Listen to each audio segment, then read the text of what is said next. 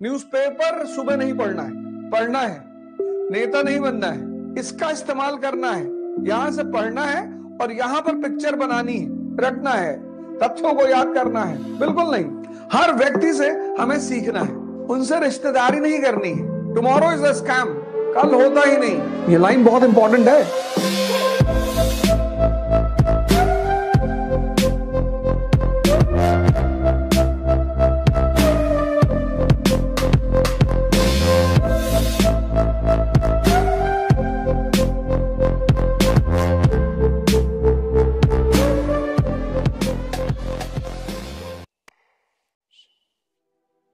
सबको 5 बजे मेरे साथ उठना है। सुबह 5 बजे उठकर सबसे पहला काम यह करना है कि आपको अपनी डायरी मेंटेन करनी है, एक डायरी बनानी है और आज दिन भर का शेड्यूल नोट डाउन करना है। क्या करना है, कैसे करना है, यह डायरी में आपको नोट करना है। पूरा शेड्यूल, शेड्यूल के बाहर नहीं जाना है। आपके शेड्यूल में घूमना है, आपको घूमने जाना है। ऐसा भी नहीं है अपने शेड्यूल को आज का, टुमारो इज अ स्कैम, कल होता ही नहीं, आज करो। आज छोटा शेड्यूल बनाना है। 5 घंटा पढ़ेंगे, 6 घंटे पढ़ेंगे, इससे ज्यादा का नहीं बनाना है। उससे ज्यादा पढ़ ले जाते हैं, बहुत अच्छी बात है। हर 1 घंटे के बाद अपने टेबल पर नैप लेंगे और 7 बजे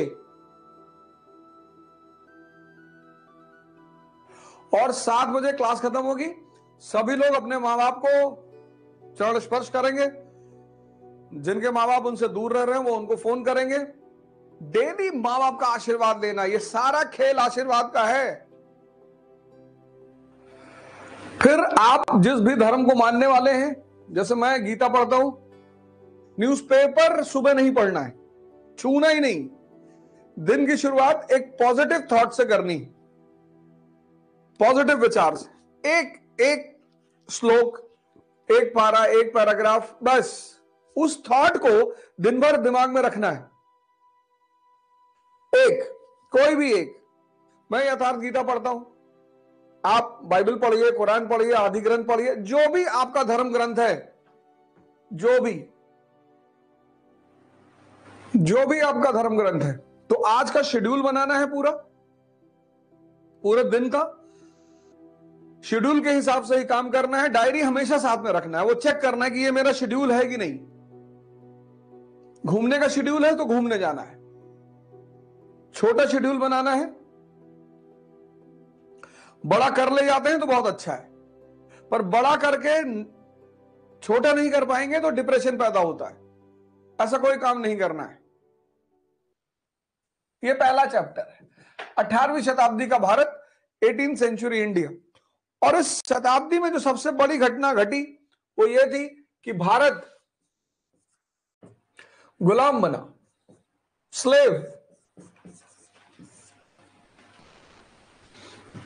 अब आप पढ़ते हैं रटने के लिए, इसीलिए तो बहुत सारी परीक्षाओं में आपका सिलेक्शन नहीं हो रहा है। पहली अप्रोच ही गलत है। रटना है, तथ्यों को याद करना है, बिल्कुल नहीं।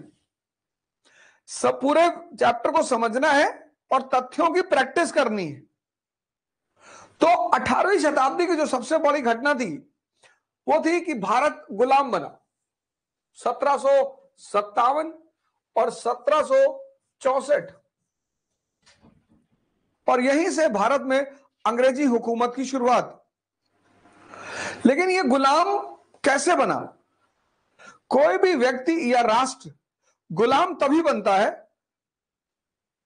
जब वो कमजोर होता है। यह लाइन बहुत इंपॉर्टेंट है। कोई भी व्यक्ति या राष्ट्र गुलाम तभी बनता है जब वो कमजोर होता है। तो ये जो पहला चैप्टर है, अब जो भी चैप्टर हम पढ़ेंगे उसका पहले थीम निकाल लेंगे कि इस चैप्टर का थीम क्या है। इस चैप्टर को पढ़ने के बाद कौन सी पिक्चर बनेगी मेरे मन में, इसका इस्तेमाल करना है। यहां से पढ़ना है और यहां पर पिक्चर बनानी है। तो 18वीं शताब्दी का जब ये भारत का चैप्टर खत्म होगा तो हमारे सामने एक पिक्चर होगी। कि भारत की राजनीतिक दशा कैसी थी, पॉलिटिकल सिचुएशन, भारत की आर्थिक दशा कैसी थी, इकोनॉमिक कंडीशन, भारत की सामाजिक दशा कैसी थी, सोशल कंडीशन, भारत का कल्चर कैसे था, कब, 18वीं शताब्दी में, 18th सेंचुरी में। कोई भी राष्ट्र गुलाम कब बनेगा, जब वो कमजोर होगा। तो अब 18वीं शताब्दी में भारत जब गुलाम बना, इसका मतलब भारत कमजोर रहा होगा। किस फ्रंट पे? राजनीतिक फ्रंट पे, आर्थिक फ्रंट पे, सामाजिक फ्रंट पे और सांस्कृतिक फ्रंट पे। बस इसी पिक्चर को इस चैप्टर के अंत तक बनाना है। पहली हेडिंग, मुगल साम्राज्य का पतन, डिक्लाइन ऑफ मुगल्स। यह बड़ी घटना रही 18वीं शताब्दी की राजनीति में। डिक्लाइन ऑफ मुगल्स, मुगल साम्राज्य का पतन, यह पहली हेडिंग है। अब 1707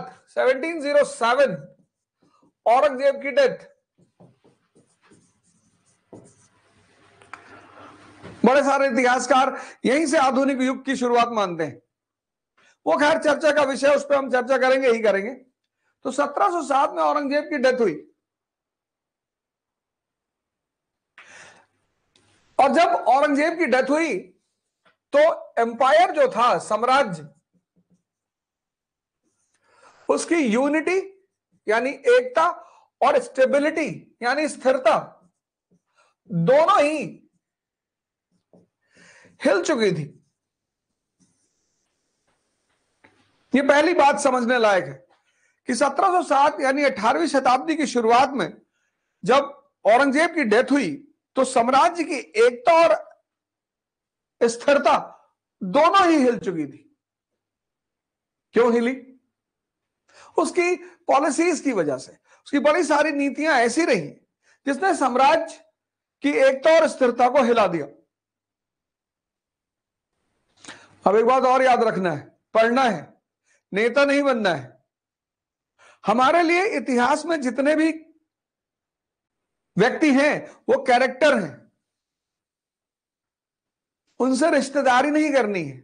उन्हें आदर्श बना सकते हैं, अगर उनसे कुछ सीखना है तो उनको आदर्श बना सकते हैं। भगत सिंह को आदर्श बना सकते हैं, गांधी को आदर्श बना सकते हैं, कलाम साहब को आदर्श बना सकते हैं, अंबेडकर को आदर्श बना सकते हैं, विवेकानंद को आदर्श बना सकते हैं, पर किसी भी व्यक्ति को आदर्श मतलब होता है किसी के पथ पर चलना, उसके लिए झगड़ा नहीं करना। आप अंबेडकर के पथ पे चलोगे तो आप अंबेडकर जैसे महान हो जाओगे। आप विवेकानंद के पथ पे चलोगे तो आप विवेकानंद जैसे महान हो जाओगे। बस इतना ही रोल होता है आदर्शों का कि आपने उनकी उंगली पकड़ ली और उनके रास्ते पर आप चलते रहे, तो जहां तक वो पहुंचे उसी रास्ते पर चलकर आप भी वहीं पहुंचेंगे। हर व्यक्ति से हमें सीखना है। इतिहास एक ऐसा विषय है जो दो वर्गों के बारे में लिखा जाता है। एक शाही वर्ग के लिए, क्योंकि उन्हें इतिहास से सीखना होता है। एक आम आदमी के लिए, क्योंकि उन्हें इतिहास से लड़ना होता है। समझना है इस बात को?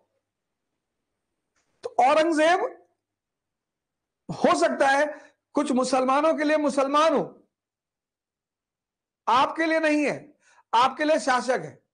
बहुत सारे हमारे मुसलमान भाई भावुक हो जाते हैं कि भैया बहुत अच्छा आदमी था। हाँ, बहुत अच्छा था, एक बार ऐसे उंगली डाल के छेद कर दिया था आसमान में। और बहुत सारे हिंदू भाई हैं जो उससे नाराज हो जाते हैं, ये सर बहुत उसने सर सब मंदिर तोड़ डाला सर उसने। हाँ, तो किसका विनाश किया? अपना ही तो किया। ये देखो,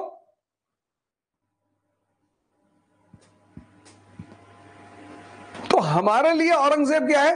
कैरेक्टर है। हम उससे सीखेंगे। अगर आप उसको मुसलमान के रूप में देखोगे तो आप उसकी गलतियां मिस कर जाओगे, अगर आप उसको हिंदू के रूप में देखोगे तो आप उसकी उपलब्धियां मिस कर जाओगे। और आपको सीखना है।